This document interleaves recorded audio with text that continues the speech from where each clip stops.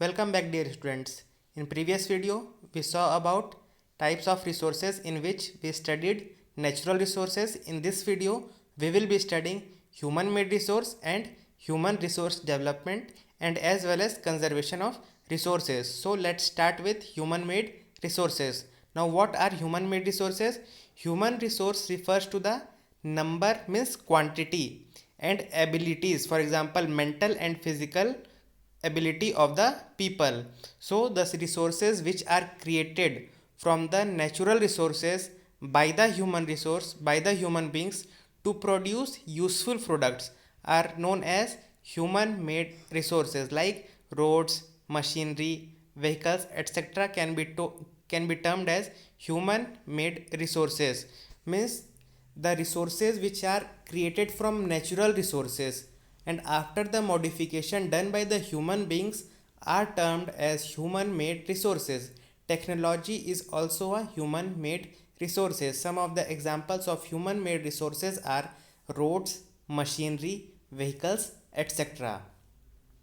Next is human resources. Now, what is human resources?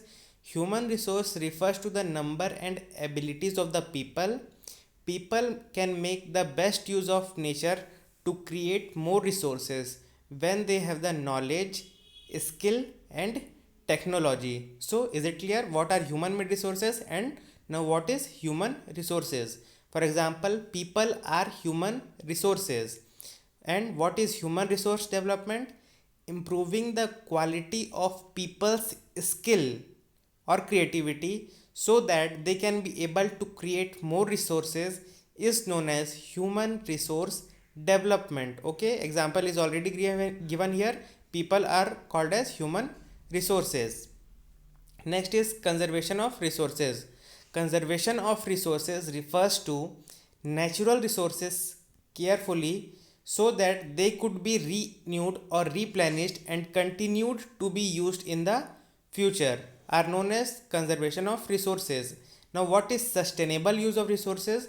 Sustainable use of resources refers to the carefully utilizing resources and balancing the need of use of resource and also conserve them for the future generation to come is known as sustainable use of resources.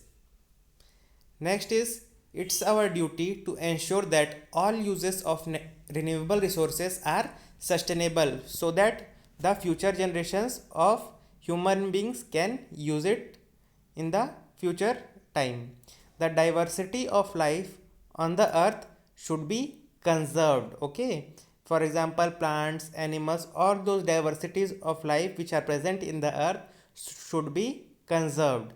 The damage to natural environment system should be minimized and there are many ways of conserving resources.